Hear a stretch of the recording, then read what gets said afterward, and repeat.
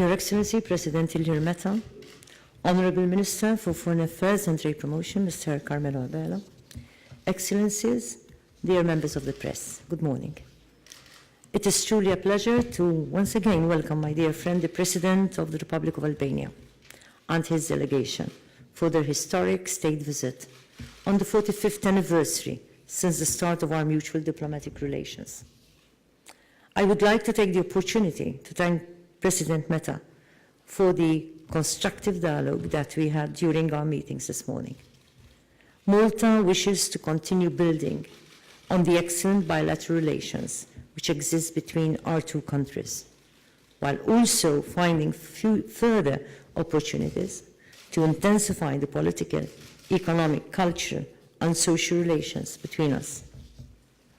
I am truly proud to mention at this point the ongoing contribution of a number of Maltese civil society activists in Albania, such as SOS Malta, the Dominican Friars, and members of the museum community. I am convinced that their input has left a positive mark on the social development of Albania. This morning's discussions continued to confirm that it is essential for us to continue developing deep-rooted and mutually beneficial collaborations and partnerships to ensure shared prosperity for our young people and our nations. In this context, let me mention some of the various business sectors discussed between President Meta and myself and our delegations, which include the areas of financial services, digital gaming, healthcare, education and training, transshipment and logistics, tourism and hospitality, and the teaching of English as a foreign language. We also discussed Albania's potential accession to the European Union. Let me therefore reiterate my satisfaction for the progress that Albania is making to conform with the regulations of the European Union, and hence to move closer to membership within our European family of nations. Once again, I would like to reiterate Malta's support for Albania's accession to the European Union and our offer for technical assistance. Malta is convinced that there is so much more we can achieve, even on a bilateral level, when we are united through the European Union, in pursuit of common aspirations for socio-economic development among the diverse peoples of Europe. We also spoke of Malta and Albania as two complementary hubs in our respective regions. Malta's position of geopolitical importance in the European Mediterranean region parallels the opportunities presented by Albania within the Mediterranean Balkan region. I would like to emphasize that the enthusiasm shown by both our countries to continue to find opportunities to form new and powerful synergies between our authorities, our respective business communities, cultural sectors, and civil society must keep the momentum. As on my state visit to Albania in 2016, I led a strong trade delegation.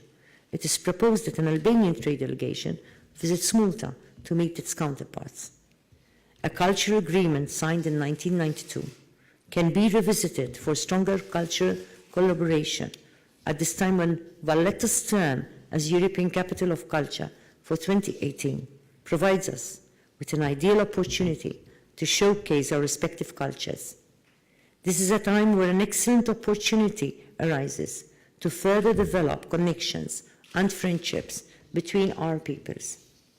We also spoke about the phenomenon of migration and discussed the need for a united international effort to address migration at its source in respectful and dignified ways in the context of the upcoming global compacts. Moreover, we also touched upon the need to take a multilateral approach to fight terrorism and radicalization. It is only by addressing the root causes of these scourges that we shall be able to achieve long-lasting and positive peace for our world. In this context, I would like to commend Albania for adopting a national strategy in 2015 to counter terrorism and violent extremism. Definitely, there must be closer collaboration among the international community in order to ensure that prosperity, peace, and well-being are enjoyed by each and every citizen in our countries, free from threats of violence. On concluding, let me state that Malta looks forward to more cooperation between our nations. Let us continue to enhance security and prosperity across our regions as one united family, embracing and celebrating the diversity of all peoples within Europe. Above all, I believe that we must be united by our commitment to universal human rights and fundamental freedoms and a profound respect for the rule of law and intrinsic human dignity. It is these values which define Malta and Albania as nations of goodwill, and it is thanks to these deep roots that I am certain that the friendship between our countries and our peoples will keep growing stronger in the future. Thank you. Thank you, Madam President, dear Marie-Louise. I must say that I'm very happy to be here today, visiting your beautiful country, and I can very well understand where your pride and confidence stems from. You already covered most important subjects we discussed during our meeting. I want to reiterate some few points. In this historic 45th anniversary of diplomatic relations between Albania and Malta, we can be contented to have established solid pillars of mutual understanding and cooperation. We share the same political vision for a common European future, nourished by genuine sympathy amongst our peoples. We have a sound legal infrastructure in place that facilitates and stimulates a more intense cooperation in financial services, tourism, energy, maritime, banking, ICT, and other areas. One of Albania's biggest assets is its young and qualified population, which makes it a rather attractive market in the IT industry. In that context, I propose to President Preka two things. First, taking from the excellent experience with the Maltese Diplomatic Academy, we can replicate this type of agreement or experience with Microsoft Innovation Center to train our students and civil servants. Second, Maltese investors in this area can really consider the Albanian market as an opportunity to meet also a growing ICT demand from the region of the Balkans. Promotion of cultural heritage and values of religious tolerance is another area where Albania and Malta can cooperate closer, as we both possess an affluent cultural, historic, and architectonic heritage, also part of the UNESCO World Heritage. Also acknowledging the international distinguished role and contribution of President Preka as a staunch supporter and promoter of women empowerment, I count on her experience also to support all these policies that empower the women in the society to have a really European society. Without doubt, a key issue in our bilateral agenda was Albania's integration process. I informed the President of the progress made insofar, but also thanked her for the steady support Malta has offered to my country throughout these years. I am taking back home the intention of your country to favor the opening of accession negotiations with Albania once the European Commission forwards an unconditional proposal.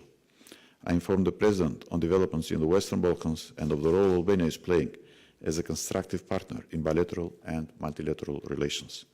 We fully agree that the region should progress with determination towards full membership to the European Union. The EU remains the driving gear of fundamental reforms, but also of maintaining peace and stability in our region.